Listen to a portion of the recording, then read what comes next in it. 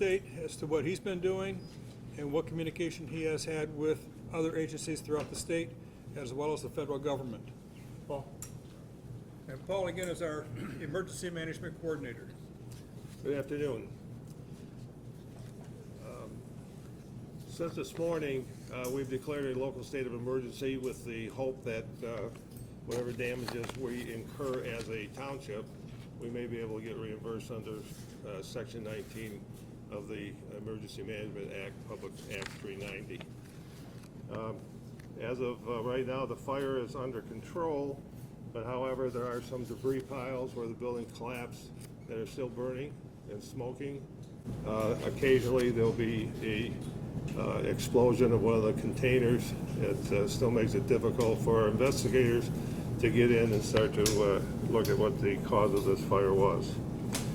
15 Mile Road, as of right now, is still closed and remains so for a while, but I think there's some conversations going on right now about opening that back up so we can return to normal flow of traffic. Our public works people have been out since this morning, and they have gone through countless neighborhoods, picking up debris on sidewalks, front yards, and out of the street. The debris field has been estimated to be a mile across. They are looking for damage, searching residential areas for undamaged canisters, which if not handled properly, could have a pressure explosion due to the fact that the heat could have compromised the metal, and you could have a pressure release. So far, we've located 25 that have been on roofs and embedded in yards throughout the township through the blast area. Those have been turned over to the bomb squad for the Michigan State Police, and they have been rendered safe. We have, on our website, we have established a reporting tool that individuals and businesses can get on there, and if they're reporting damage, we'd like them to use that tool, and that is for tracking purposes only and not for requests for compensation.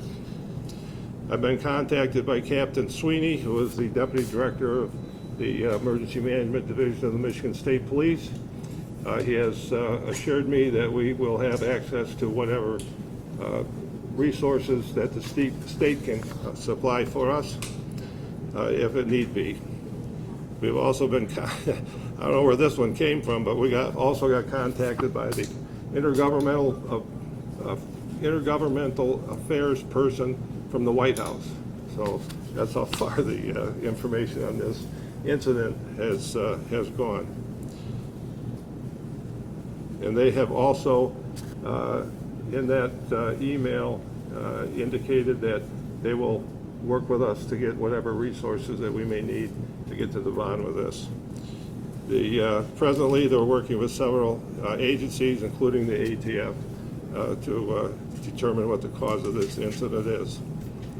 The business owners so far, as reported to me, have been very cooperative and forthright with their information. That's all I have for right now.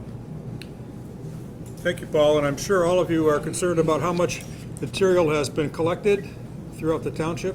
And with me is Scott Kleinfeld, who's going to tell you about his crew, who has been out all day, and I believe they're going to be working for a big part of the night too, because there is much more than we anticipated. And we encourage, again, people not to go out looking for these for souvenirs. This is not a game. These things are dangerous. They're jagged, they could hurt some little people. And they're containers that are still exploding. Not very many, but it's still dangerous. So, Scott? Yes, the Department of Public Services has been out for several hours, starting this morning till currently.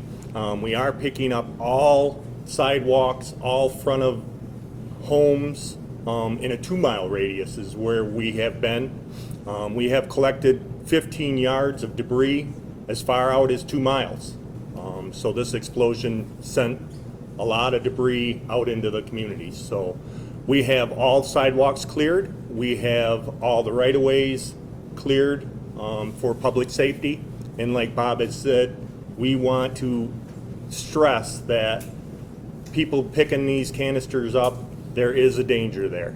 And we have working with the Michigan State Bomb Squad to work with them to pick these canisters up and secure them to, for public safety. So that is all. You good? Thank you, Scott. We have a company by the name of Balfour who is out securing the site with fencing. We do have police officers that will be monitoring the area. We do not want residents going in the fenced-in area. There will be repercussions if they do. And with that, I'm going to bring up our police chief because I know it's an ongoing investigation. There is nothing conclusive at this point in time. But Chief, do you want to just fill us in as what's going on? Thank you, Mr. Cannon. Our investigators are working together with the fire marshal and ATF. Again, it is an ongoing investigation. The owners, the employees that were on scene have all been very cooperative throughout this investigation. They were there throughout the night, again, providing any information they can into this incident. So we will conduct our investigation and proceed as accordingly. Thank you. And she has nothing else to say at this time because we don't have all the information that we need or want. And with that, I'll bring our fire chief, Tim Duncan, out. Tim has had a long night, obviously, and his guys have done a fabulous job, as they always do, as does our police department. We're very proud of public safety here in Clinton Township. Chief? Hi, thanks everybody. So anyways, we returned to the scene with our ladder truck earlier today. Put the truck up once it got repaired from some of the damage from last night, putting out the hot spots, trying to subdue some of the smoke over there, and basically cooling everything off. So they were on site there for several hours earlier today. Around the 1 o'clock time period, we felt comfortable to give the railroad the ability to open up that thoroughfare. They had to wait until approximately about 1:30 for consumers to walk the line due to some issues making sure that their line was good and secured. So that should be back up and running. And we've obviously had our personnel out there, continued with our investigation course. Obviously, like everybody else has mentioned, the cooperation, we were approached by a special agent from the ATF to be involved in this, and we certainly gave our full approval to bring everything they can into the township, and possibly along with the state of Michigan and our local investigators to try to figure out what's happening there. So we're cordoning off the area. Once again, broken record, please stay away.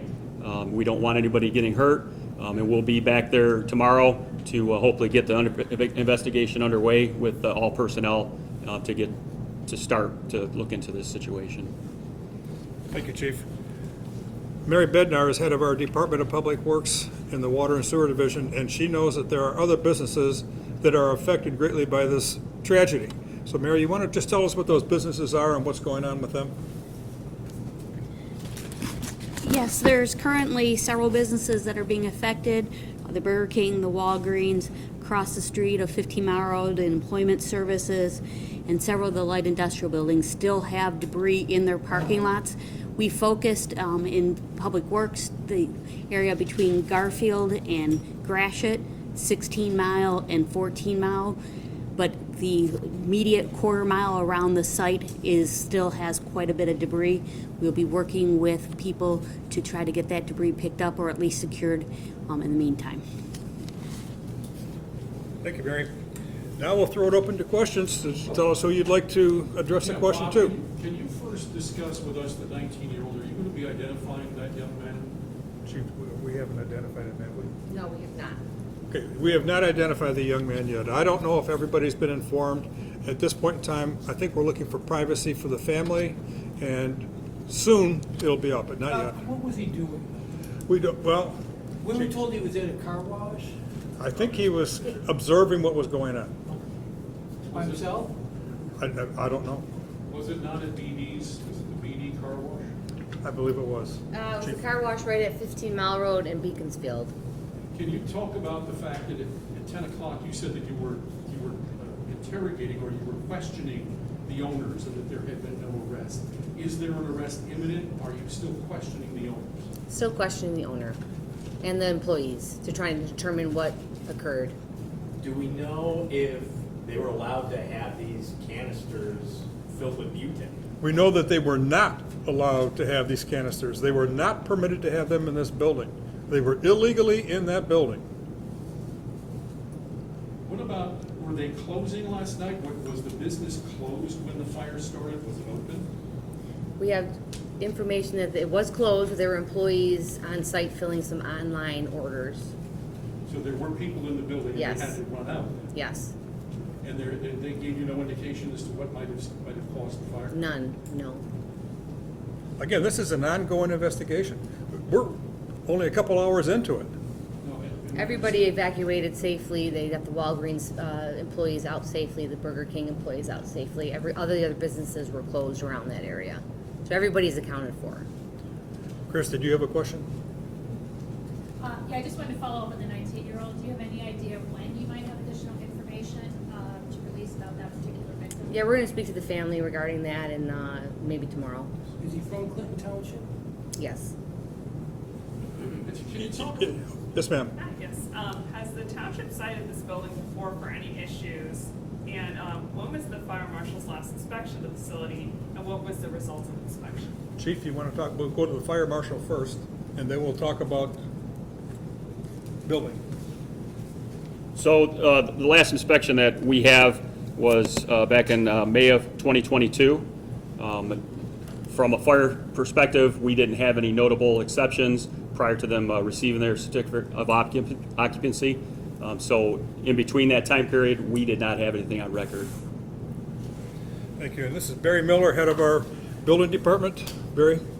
Hello. Yeah, as I stated this morning, inspections were performed in 2022 in correlation with the fire department and through their permitting process. Since then, we've had one complaint on the property, and it had nothing to do with anything internal. It was for the storage of duck boats out in front of the business, which is in a violation of their site plan usage. But other than that, there's been no reason for the building department or fire department to suspect that any of this was going on.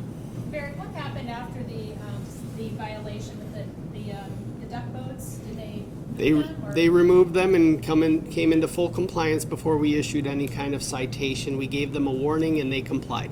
Thank you. They were authorized to sell vapes commercially to customers, but what were they doing with the canisters on site? We didn't know the canisters were on We site. have Appreciating no that, but I idea. guess in hindsight now, what were they doing with that much on premises? We would just be speculating at this point. We don't know. That's to be determined. That's to be determined. Okay. Do you have a message to folks? When we were out there, we saw citizens picking up canisters, putting them in their cars, taking them. What's the message to folks? The message is very simple. Please don't put yourself, your family, and your friends in jeopardy, because those are dangerous. Anybody who saw anything at all from last night knows what could possibly happen to them. If you go take a look at some of the buildings where they're embedded in the building or in the roofs of buildings in the area, you don't want those in your car or in your home or near any family members. Please don't do it. Chief Duncan, can you talk about the idea of having these particular kinds of canisters? What are the rules governing having them, where they're supposed to be stored? And we know that they weren't supposed to be there, but where are they supposed to be stored?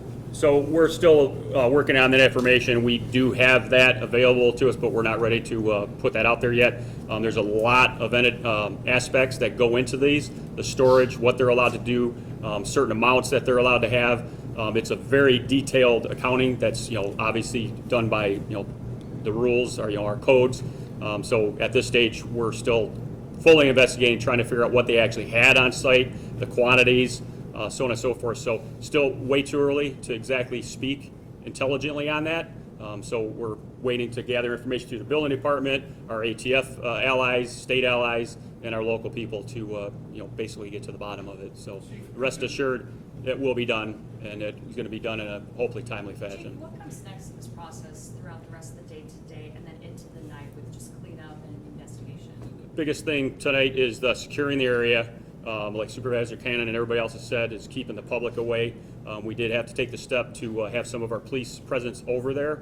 Obviously, you can't control all the time a vast area like we're talking about. You got two major intersections there, people coming in from all over the place. We'd highly suggest that people take the advice and stay away. From there, we have the scene, hopefully as locked down as we can tonight, And then tomorrow morning early, the ATF team, state, and the local fire prevention division have met this afternoon. They got a game plan in place to go ahead and move forward. Chances are there's going to have to be some heavy machinery out there at some point to start doing this, but they got to move with caution, because they're essentially still putting themselves in harm's way. It's a static, well, not a static scene, but very dynamic scene. So even with them stepping through, they have to watch out every step they take. So obviously, if we're taking that amount of caution, the public certainly needs to take that amount of caution. And sir, what's the timeline for when we could possibly get a cause and how this all? Oh, this could be several days. Obviously, they're going to take samples of whatever they have, that they come across. Usually, sometimes the state will bring in some of the dogs to kind of just, sniff that out. So we have a great working relationship with them. Certainly, I authorize them to come in full bore. We don't want to, turn down any opportunity to have help.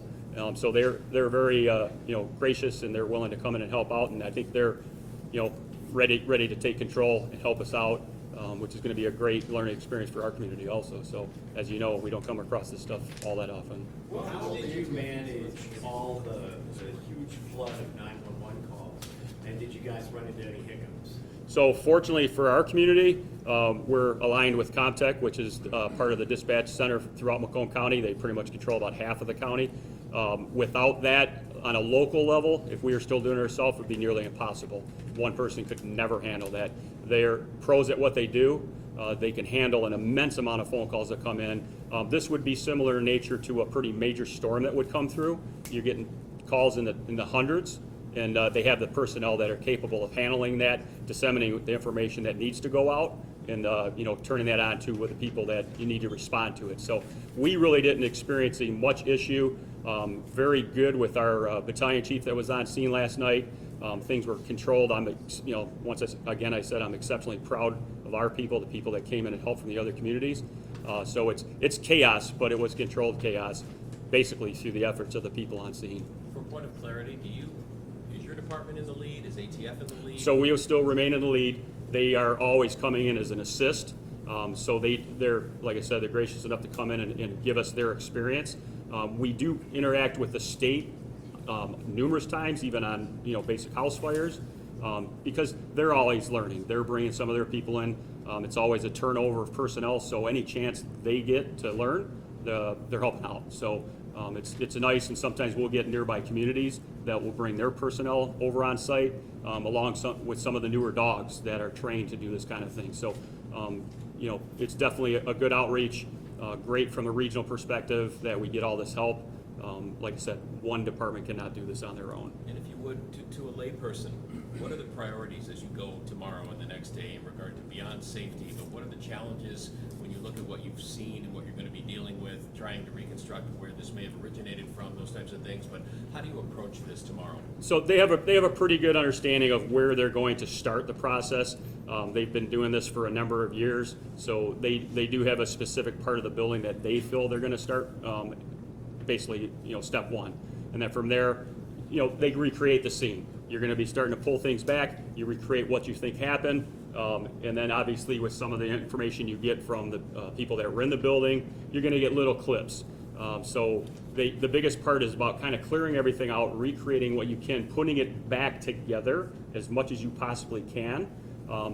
So like you had a typical house fire, you're trying to recreate the room, trying to pattern what's happening. There's certain patterns that happen.